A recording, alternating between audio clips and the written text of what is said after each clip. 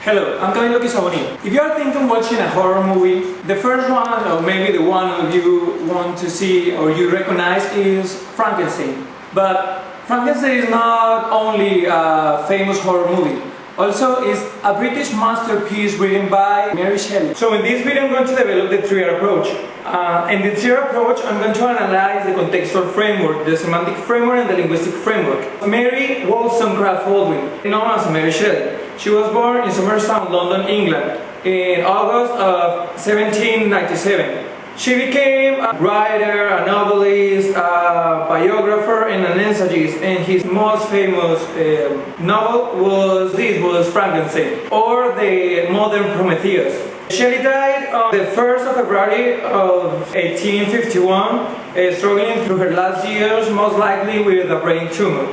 In 1816, she and her husband, Percy Shelley, went with some friends to Geneva to spend the summer, but the bad weather confined them to the house, and they spent much of their time talking about Galvanism, that is a theory, and reading ghost stories too, which prompted her to write the first sketch that was become to her famous novel Frankenstein, or the Modern Prometheus, that was published in 1818. The social context and the literary context in that moment was known as Romanticism, an artistic and social movement that defended the freedom of each individual against the social norms and opposed to the rationalism of the Enlightenment and classicism. With respect to religion, in the 18th century, it was believed in the limitation of man, but also had a positive view of his moral nature. On the other hand, the Methodist brought his gospel to people, practicing the need to believe in sins and salvation. Now I'm going to continue with the linguistic framework. So, I'm going to talk about some figures that we can find in the novel. In the line, "Oh stars and clowns and wine, you are all about to mock me. If you really pity me, cross sensation and memory, let me become as naught. But if you not, depart, and leave me in the darkness." So here we can find an apostrophe because the word was spoken to a person or object that is inherent, imaginary object, or is an abstract idea. Also, we can find a personification that represents abstract quality or idea as a person or creature.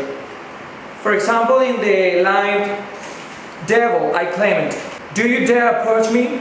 And do not you fear the fierce vengeance of my arm wreaked on your miserable head?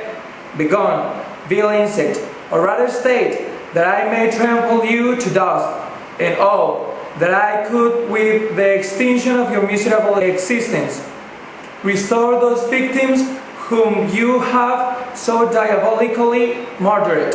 So this is personification because the author Mary Shelley is using dead body parts to symbolize fear and misfortune. So another figure of speech is simile, that is a comparison between different things, usually formed with like or as.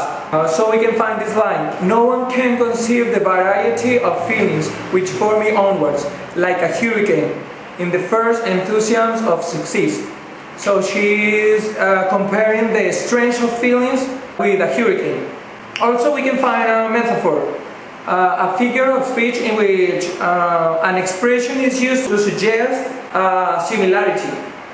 For example, we can find this line: "Life and death appear to me ideal bounds, which I should first break through, and pour a torrent of light into our dark world.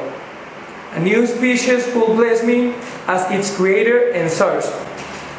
So Mary Shelley managed to suggest that life and death are essentially ideal bounds. That means that the birth is considered as a good thing and death is associated with the darkness. Also, we can find an euphemism. The line is: "In this manner I attribute my occupations when I first arrived, but as I proceeded in my labor, it became every day more horrible and irksome to me." This is just a sophisticated way to say that he is having a bad job. His labor is really bad, like shit day, for example.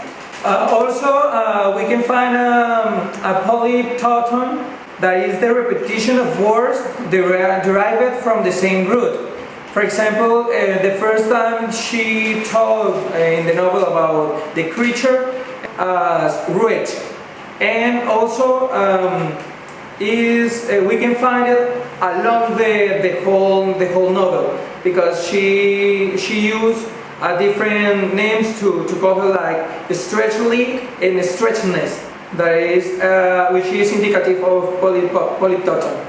I feel yet parched with horror, nor can I reflect on that terrible moment without shuddering and agony. The exclamation, the presence of the magistrate and witnesses passed like a dream from my memory when I saw the lifeless from also in the line of Harry Clerval stretched before me.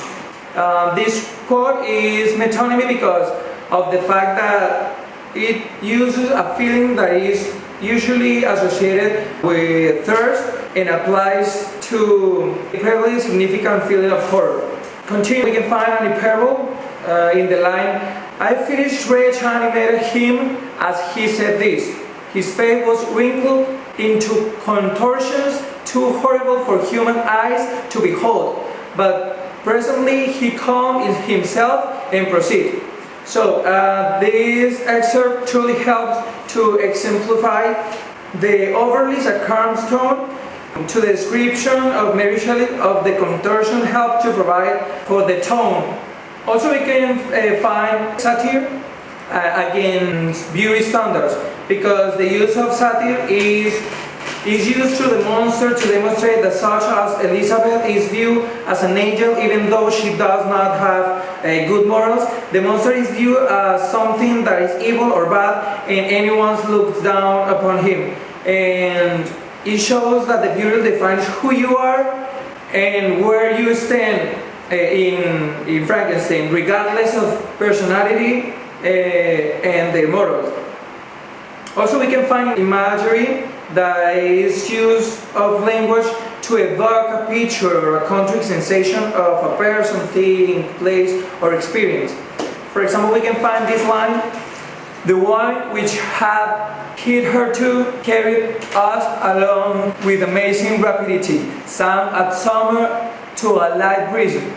The soft air just ruffled the water and caused a pleasant motion among the trees as we approached the shore, from which it wafted the most delightful scent of flowers and hay. The sun sank beneath the horizon as we landed, and as I touched the shore, I felt those cares and fears revive, which soon were clashed me and cling to me forever. So in the novel we can find many of imagery that help to the exercise of the senses of the person who is reading the novel. Also, many of these figure of speech, as for example allusion, that we can find in many of them, but I think that the main allusion will be the fact that the book itself is known as the modern Prometheus, that is referring to a god who gave fire to humans to start developing the society. The narrator of this novel begins with a series of letters that the British explorer Robert Walton writes to her sister, and from there on the main narrator happens to be the same Frankenstein, Victor Frankenstein, who tells this terrible story to Walton. The setting is from the beginning of the novel is setting in Europe. And the tone is quite dark and gloomy tone due to the words that obtain negative connotations such as horror, despair, vain, sorrow, graves, unhallowed, etc. And the theme, as the monster is seen as the devil, and it's important to evaluate that the devil is dead, and as the monster is supposed to be. For in that society, it's talking about the one should not alter the cycle of life and death, because what is dead shall be left dead, and what is living shall live. And it just makes sense that the monster is composed of dead parts, because he is also essentially dead. The protagonist of this novel is Victor Frankenstein, who created the monster, and that is also the antagonist. The monster is the antagonist of the novel. Now finally I'm going to talk about the semantic framework. As I said at the beginning of the video, Frankenstein is not only one of the most epic horror stories, it's also a British masterpiece that we can analyze from many different points of view. One of the theories about what is behind the story of a monster that was created by Victor Frankenstein is that the author Mary Shelley, as others writers of her time, used the literature to give her opinion about society. So by this time the philosophers thought that human beings are good by nature, but the society corrupts them. As happened in the story with the creature, he didn't want to be bad, but after the humiliation and being rejected by all the people he met, he started to change and feel anger and cause damage to make feel people as him, even his creator. Also, this novel